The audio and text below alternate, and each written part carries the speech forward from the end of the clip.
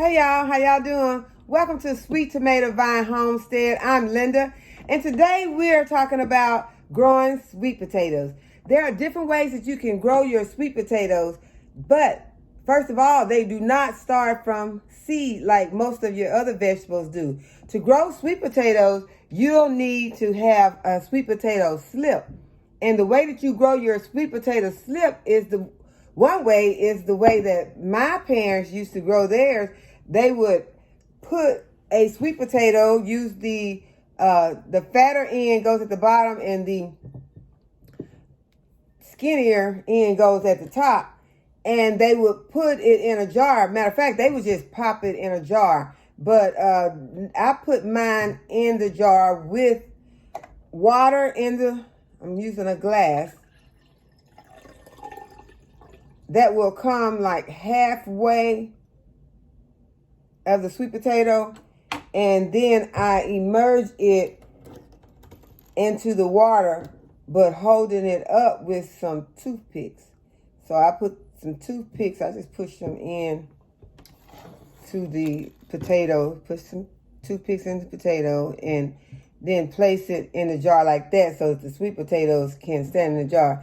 And these sweet potatoes, as you can see, have already started to grow some slips. These vines are your slips. And so there is one, and I could add some more water to this one.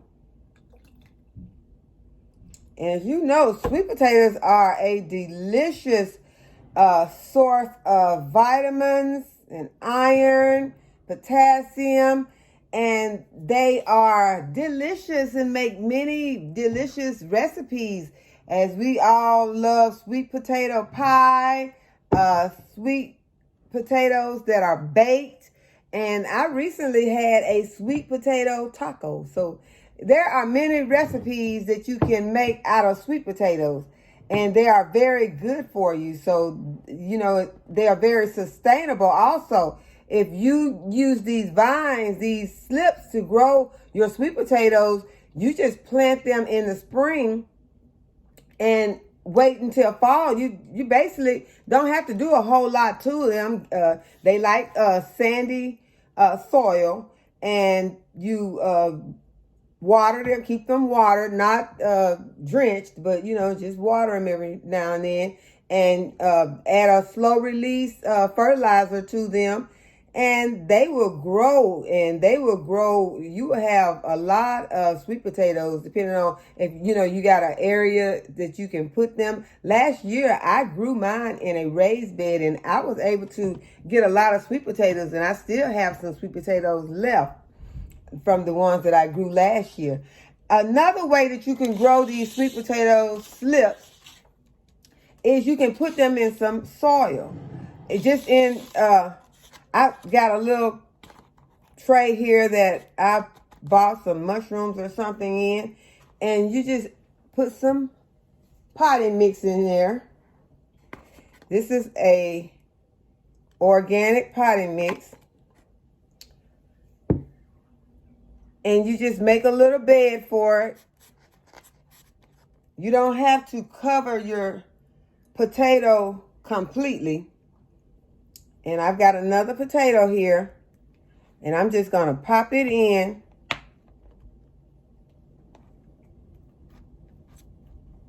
Add a little more soil to the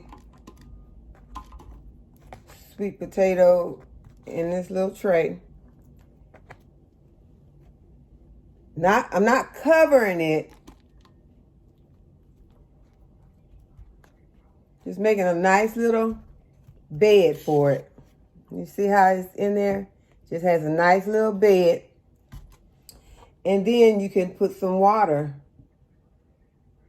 on it. And now you got 2 sweet potatoes that are ready to grow slips, that are already starting to grow slips.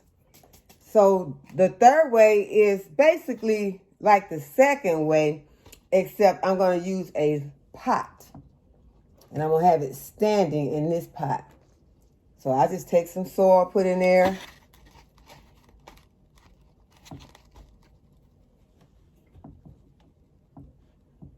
a little bit more. And then this one has some nice long slips on it already. And I'm just going to take it and put the bottom part down in the soil. Add some more soil around it.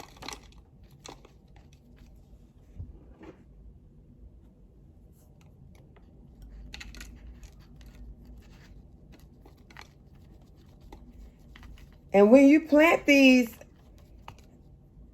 you want to have a nice area that you can be able to walk around, because these sweet potato vines, whenever you plant your sweet potatoes, make sure that you plant them in an area that you will be able to get around, because these sweet potato vines will grow more. Some of them will grow 15, 20 feet out from wherever they are planted. So make sure that you have enough room to walk around, and you know, whenever you get them planted, because you don't want to have them where you can't see your feet when you're walking around out there to take care of your garden. So make sure that you put them in a kind of isolated spot where they'll be able to, their vines will be able to run freely.